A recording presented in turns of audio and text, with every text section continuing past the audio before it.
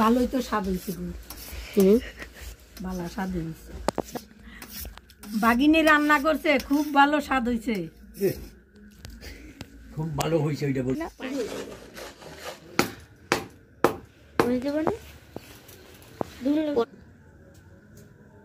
আজকের রেসিপিতে থাকছে নলেন গুড়ের পায়েস, যেইটাকে কিন্তু আমরা অনেকে খেজুরের গুঁড়ো বলি, পাটালি গুঁড়ো বলি। তো সম্পূর্ণ রেসিপিটা দেখতে থাকো কিভাবে নলেন গুড়ের পায়েসটা বানাচ্ছি।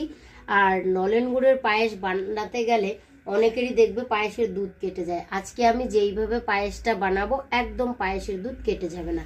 সম্পূর্ণ ভিডিওটা দেখতে থাকো, আশা করি তোমাদের খুব ভালো লাগবে। এখানে দেখো পায়েসটা বানানোর জন্য 2 লিটার দুধ নিয়ে নিয়েছি। আর এখানে গোবিন্দভোগ আতপ চাল নিয়েছি। এখানে কিন্তু 100 গ্রাম আতপ চাল আছে। 1 লিটার দুধের জন্য 50 গ্রাম আতপ চালই ঠিকঠাক আর কি, পায়েসটা ঠিকঠাকভাবে রান্না করার জন্য। আর এখানে দেখো খেজুর গুড় নিয়ে নিয়েছি আর নিয়েছি কিশমিশ। তো চলো রান্নাটা শুরু করি। ওভেনটা জ্বালিয়ে দুধটাকে ভালোভাবে আগে ফুটিয়ে নেব, মোটামুটি 5 থেকে 7 মিনিট সময়ের জন্য ফুটিয়ে নেব। দেখো নলেন গুড়টা একটা হাঁড়িতে দিয়ে কিছুটা পরিমাণ জল দিয়ে দিচ্ছি। ওভেনটা জ্বালিয়ে 4 থেকে 5 মিনিটের জন্য ফুটিয়ে। 3টা তেজপাতা ওভেনে এইভাবে ছেঁকে আমি দিয়ে দিচ্ছি। তোমরা উনুনে রান্না করলে উনুনে ছেঁকে দিয়ে দেবে। 5 থেকে 6 মিনিটের মতন দুধটাকে ফুটিয়ে আমি অল্প দেখো বাতাসা দিয়ে দিচ্ছি। এদিকে নলেন গুড়টাও 5 থেকে 6 মিনিট সময় নিয়ে ফুটিয়ে নিয়ে এবার নলেন গুড়টাকে নামিয়ে ঠান্ডা করে নেব।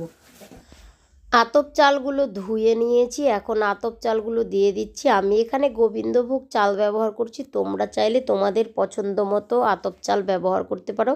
তবে তুলাই পাঞ্জি, গোবিন্দভোগ, বাসমতি এইসব আতপ চালের পায়েস খেতে বেশি ভালো লাগে। 1 চিমটি পরিমাণে লবণ দিয়ে দিচ্ছি। লবণের ব্যবহার তোমরা চাইলে নাও করতে পারো, তবে এইভাবে মিষ্টি খাবারে সামান্য একটু লবণ দিলে টেস্টটা বেশি আসে। নেড়ে চেড়ে যতক্ষণ না পর্যন্ত চালটা ফুটে ওঠে ঠিক ততক্ষণ কুক করে নেব। ভালো আসে অবশ্যই কিন্তু এইভাবে মাঝে মাঝে নেড়ে চেড়ে দিতে হবে, যেন কোনোভাবেই আতপ চালটা হাঁড়ির তলায় লেগে না যায়। 10 থেকে 12 মিনিট সময়ে কিন্তু পায়েসের চাল একদম ফুটে গেছে। এইবার হচ্ছে দিয়ে দিচ্ছি ফ্লেভারের জন্য 5টা ছোট এলাচ ফাটিয়ে, তোমরা এলাচ গুঁড়োও দিতে পারো। দিচ্ছি হচ্ছে কিছু ড্রাই ফ্রুটের মধ্যে এখন দিচ্ছি হচ্ছে খেজুর, কিছু কিশমিশ আর কাজু ভিজিয়ে রেখেছিলাম, সেটা এখন জল চিপে দিয়ে দিচ্ছি। ড্রাই ফ্রুটটা দিয়ে আর 2 মিনিটের মতো নেড়ে চেড়ে পায়েসের হাঁড়িটা কিন্তু নামিয়ে নিচ্ছি। নলেন গুড়টাকে যে আমি ভালো করে জাল করে ঠান্ডা করে রেখেছি এখন কিন্তু দিয়ে দেব। আর এইভাবে হাতার সাহায্যে নেড়ে চেড়ে মিশিয়ে নেব।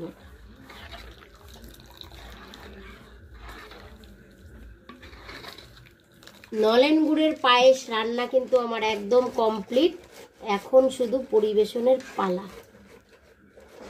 দেখো কালারটাও কত সুন্দর হয়েছে, আর ফ্লেভারটা তো তোমরা পাচ্ছ না, তবে যখন রেসিপি ফলো করে বাড়িতে ট্রাই করবে দেখবে ফ্লেভারটা অবশ্যই পাবে।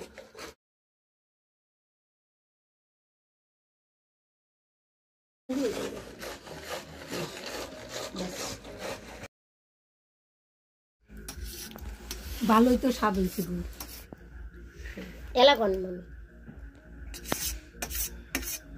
ভালো স্বাদ হয়েছে। বাগিনী রান্না করছে পায়েস।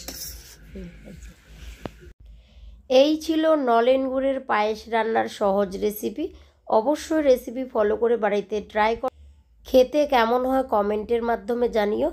ভালো লাগলে চ্যানেলটাকে সাবস্ক্রাইব করে পাশে থাকা বেল আইকনে ক্লিক করে দিও, পরবর্তীতে নতুন নতুন রেসিপির আপডেট সবার প্রথমে পেতে। আজ তাহলে এখানেই শেষ করছি, দেখা হচ্ছে পরের রেসিপিতে। ততক্ষণ সকলেই ভালো থেকো, সুস্থ থেকো, টাটা।